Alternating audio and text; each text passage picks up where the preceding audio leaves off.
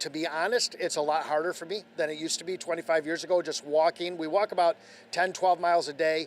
We're sleeping under a bridge on the concrete. In 1999, a much younger Pastor Johns began his mission of spending a week on the streets around Thanksgiving time living among the homeless, raising awareness to their plight originally as a means to promote the Buffalo Dream Center's fledgling Boxes of Love campaign, which provides meals for the poor at Christmas and toys for their children. And my church was small and we couldn't afford it.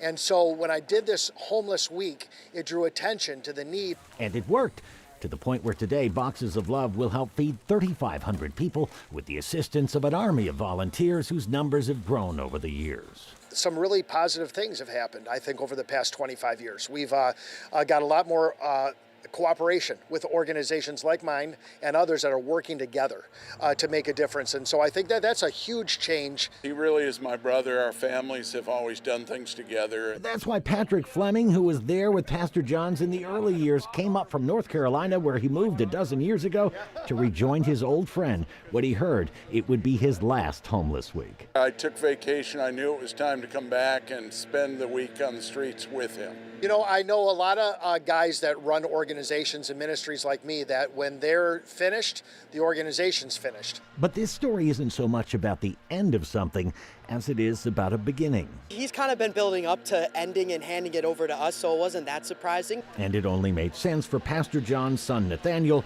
and his 20-year-old brother to carry on the tradition starting next year. A lot of people think that we're doing it because we have to. You know, it's, oh, your dad did it, so now it's your turn. Like, it's kind of been told it's your next job, but really, we caught my dad's vision. A vision which manifests itself through the eyes of those who on occasion over the years have approached Pastor Johns and reminded him how he helped them when they were down on their luck. I guess that's got to be some of those moments where it made all those worn out shoes worthwhile. Yes.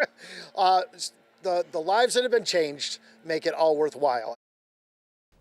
Pastor Johns also recalled how when he started doing this, he would give reporters seeking to talk to him during the week the number for the payphones at various diners where he and his companions might occasionally duck in for some warmth and a cup of coffee.